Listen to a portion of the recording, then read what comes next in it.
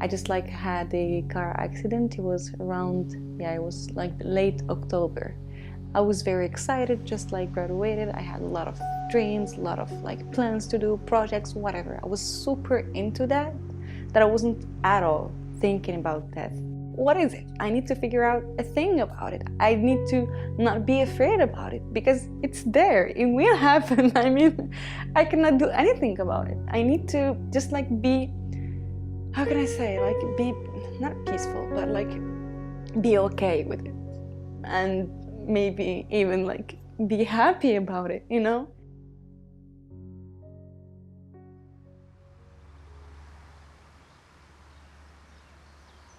Love carries the same surrender as death, don't you think? We're told over and over that life is to be lived fully, to be adored, embraced, and worshipped, even if it hides many surprises.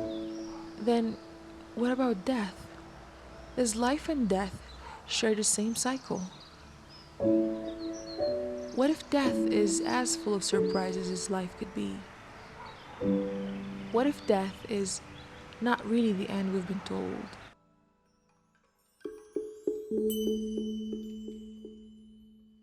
Once I was much younger then, I was about in my mid-20s, and I had a terrible flu, the Chinese flu.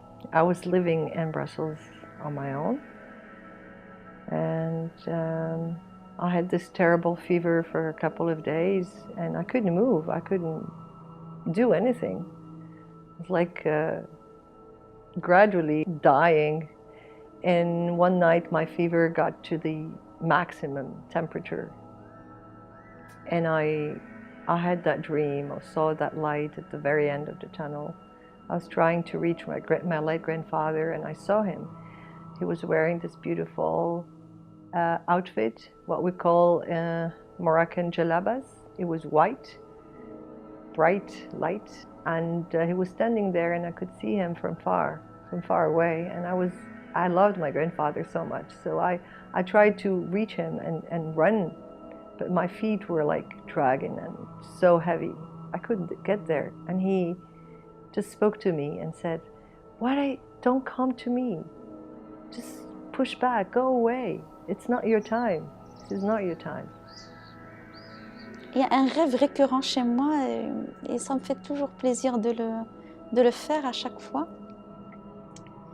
Et qui est assez curieux, parce que je me vois dans un lieu que je connais très bien. À chaque fois, j'ouvre une porte et puis je trouve un lieu que je ne connais pas, alors que j'ai habité le lieu pendant très longtemps et que j'ai l'air de le connaître parfaitement. Et souvent, je l'ouvre sur quelque chose de merveilleux. Tantôt, c'est sur un espace ouvert, avec des montagnes enneigées, avec des fleurs, avec des arbres. Tantôt, c'est un beau lieu fermé et très, très bien organisé, avec de très beaux meubles, Et souvent, dans le rêve, je suis surprise et je me dis, mais comment ça se fait? Je ne connais pas ce lieu alors qu'il est chez moi. Je me suis toujours demandé si j'étais le seul à faire ça. Quand je dors, quand je rêve, en fait, j'arrive à me décorporer. Je passe d'un corps à un autre. Et en fait, le corps que j'habite n'est pas le mien, dans le rêve. Parce qu'en me décorporant, j'arrive à voir le visage que j'ai. Et des fois, je suis une femme. Des fois, je suis un vieillard ou une dame âgée. Des fois, je suis un animal. Des fois, je suis un objet. Mais j'ai toujours ma pensée et mon raisonnement. When it comes to matters of life and death, there are those among us who see death as another episode of life. Others who believe in reincarnation and understand death as a transition of sorts, while some find solace in the spiritual promises of death. Les êtres humains ont de tout temps et depuis la nuit des temps tenté et voulu déceler le mystère de la mort. Pour moi, il n'y a pas de mort, il y a un prolongement de la vie. Dire une vie après la mort, il faudrait savoir ce que c'est déjà la mort, parce que pour moi, il n'y a que la vie. Encore une fois, la mort, celle dont beaucoup de gens parlent, la mort physique, ou quand quelqu'un s'éteint, on dit que c'est terminé. C'est pas que j'y crois pas, mais c'est pas mon concept en tout cas de la vie. Du coup, Je vois pas de mort en fait. To me, it is really going home. Somewhere larger, somewhere bigger. And again, as per both the yogic as well as the Hindu philosophy, we believe in past life. So there is life after death. So that again is a continuity. Je crois en l'existence d'une vie après la mort. Mais après, la vie après la mort, je ne sais pas si c'est vraiment là, si c'en est qu'une seule. Je crois en la réincarnation, personnellement. Et du coup, je crois en la probabilité d'une autre vie après la fin de celle-ci. Le thème de la mort peut être vu de différents angles, mais il peut être traité au plus haut sens spirituel et symbolique, comme celui de l'anéantissement à soi, avant le retour vers les hommes. Et donc ça fait référence à ce voyage tout au long de la vie spirituelle et surtout avec ce qu'on appelle l'éducation spirituelle et l'initiation sur la voie, donc un ensemble d'étapes que le disciple doit parcourir et en fait mettre à l'épreuve son ego. To all these people who believe in different things, spirituality argues that death could be everything but scary. It offers an alternative outlook on an experience that many see as an overwhelming event, to an actual chance to awaken our inner eye, allowing us an eyesight beyond the physical limitations of the world and a far reach to close doors within us. How do you explain this instant or immediate connection with some people, that as if you've known them forever and you've just met them, or you've spent maybe a month or so, but you feel you've known them for a very long time? Or you visit a place and you have this strange feeling. You can speak about it like deja vu, but there is something more to it. Like, what is it? Or some things come to you so naturally than other things. So for me, it is yoga. Like, there are certain poses that I do, and to me, it feels like as if I have been doing it forever. Pourquoi nous apprenons par exemple des poèmes par cœur? Pourquoi nous apprenons des versets coraniques par cœur et ils restent ancrés dans notre cœur? Eh bien parce que c'est des choses qui portent un esprit qui dépasse celui qui l'a dit. There is something more and beyond just this form and body, and this not exactly. Or just in some of the deep meditation that I would do, where you would almost feel like your whole body is just like a thumb. Like whole body is just a thumb, right? Or you have a sense that there is no form, there is something else. And again, that is something you can't really describe. There is a practice called Yoga Nidra, which is translated as yogic sleep. So you're in a deep sleep, and it's a kind of meditation that you go into. You're in Shavasana, but you're not sleeping. You're awake, but your whole body is almost like you can't move it. You're like dead. And so there I have had some experiences which felt in the beginning that, what was it? Like, where am I? Like, why am I not able to move my hands, my legs? And then getting into spaces where you've never been and you cannot imagine, whether it is just the concept of space and stars or whatever that could be. L'essentiel chez les grands soufis, mais je pense chez tous les gens bien constitués, c'est qu'il faut rappeler que l'être n'est pas qu'un corps. On est en même temps alam al-ashbah al-katifa, c'est le corps, mais alam al-arwah al-latifa, c'est l'esprit subtil. De toute façon, on le remarque dès la naissance. Le corps, ce qui est matériel en nous, n'arrête pas de changer. Donc, dès le moment où on est, eh bien, on est en pleine transformation. Donc, ce qui naît meurt, ce qui est petit grandit, ce qui était jeune vieillit. Et donc, le corps est en perpétuelle transformation. Donc, on n'arrête pas de se transformer à ce niveau-là. Mais ce qui reste vivant et intact en nous, c'est ce qu'on ne voit pas, c'est cet esprit en nous. Même les lieux. Il y a des lieux qui nous imprègnent par quelque chose qu'on ne comprend pas et ils deviennent attachants, ils nous ramènent vers quelque chose de très très très profond en nous, et en fait parce qu'ils ont un esprit. Rien n'est neutre, absolument rien.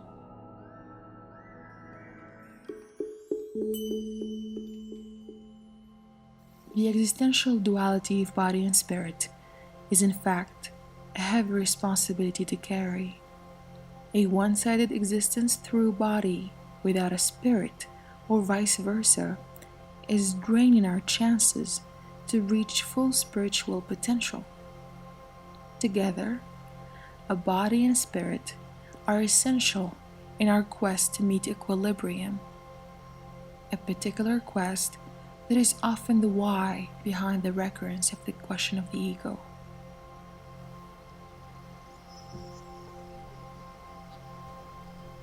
Quand on arrête de cultiver ce qui nous nourrit de l'intérieur, nous mourrons, même en étant vivants. Et le cœur est un champ que nous devons cultiver au quotidien, dans notre vie, dans notre relation avec les autres. Et cultiver le cœur, le cultiver d'amour finalement, d'amour de Dieu, d'amour des autres, d'amour de la nature, d'amour de tout ce qui nous entoure, de tout ce qui est la manifestation de la création et du divin en nous et autour de nous. Et pour moi, la mort avant la mort, ce serait ça, peut-être. Ce serait de mourir quelque part déjà en étant vivant. Aussi une citation qu'on attribue à Jésus, Isa alayhi salatu wassalam, qui dit « N'accédera au royaume des cieux celui qui ne mourra pas deux fois ». Et donc, dans la perspective des grands soufis, la mort, déjà, une mort symbolique est très importante parce que renaître à quelque chose de nouveau nécessite déjà une première mort ici, dans ce bas monde. Dans toutes les spiritualités, c'est ce qu'on retrouve, c'est le fait de je dirais pas tuer son ego, mais terrasser son ego pour transcender son âme et arriver vers Dieu.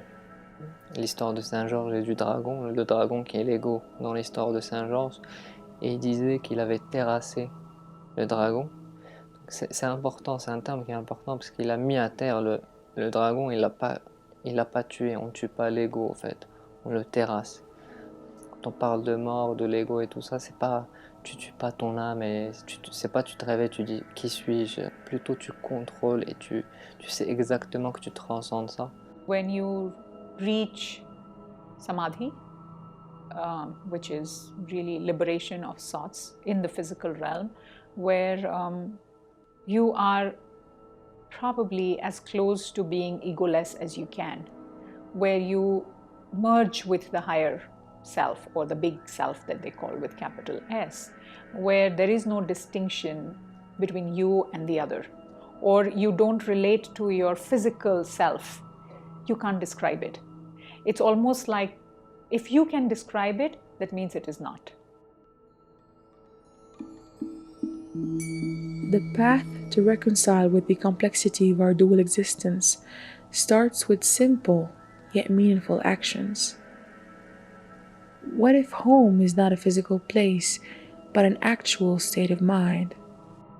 On est certainement des êtres fragiles, ça c'est sûr. Et on est encore plus fragile devant la mort, devant la maladie. Mais je pense qu'une fois qu'on l'accepte, eh bien cette fragilité devient la meilleure chose en nous-mêmes, puisque c'est la faille en nous qui fait que la générosité advient, le partage arrive, la compréhension se met rapidement en place. Et c'est cette faille-là qui fait de nous des êtres humainement tous pareils. Parce que devant la maladie, devant la mort, devant le départ des êtres qu'on chérit et qu'on aime, on a tous la même douleur, on a tous la même fragilité. Mais justement, quand ce sabre, quand cette patience et cette sérénité s'installent avec la conscience de tout ce que ça veut dire, à ce moment-là, la mort, au contraire, elle ne fait plus peur, au contraire. À mon réveil, j'ouvre les yeux, je respire, je remercie Dieu de m'avoir encore insufflé la vie et le souffle de vie, car nous sommes avant tout des souffles de Dieu sur terre, des êtres éminemment spirituels avant d'être des êtres humains. Je pense aussi par exemple à Ramana Maharshi qui disait à ses élèves, posez-vous toujours la question, qui vous êtes, qui suis-je, who am I? Par exemple dans mon cas, je suis un jeune homme de 32 ans qui vient de Casablanca, qui fait ça, et aller chercher plus loin que ça, ne pas s'arrêter à cette idée. Like for example, one of the things that we are taught when we do yoga practice, you do the shavasana, the corpse pose, when you lie down at the end of the physical practice. It means, the corpse pose means like you're dead. So my teacher says that every time you do that, can you pretend that you're dead and you watch yourself from somewhere around higher up and see your dead body? Because when you die, literally, when you leave this physical realm and this body, it shouldn't be a foreign thing for you. Because what is happening is you're going home. Notre conscience est faite de telle sorte qu'on ne soit conscient que de cette vie qu'on est en train de mener, pas de ce qui va venir ou pas de ce qui s'est passé ou quoi que ce soit. On ne se rend même pas compte de qu'est-ce qu'on a fait il y a 7 ans, par exemple, dans le temps. On perd la mémoire, on perd notre mémoire. Bon. La vie, pour revenir un peu aussi à ça, la vie c'est le présent, la mort c'est ce qu'on oublie.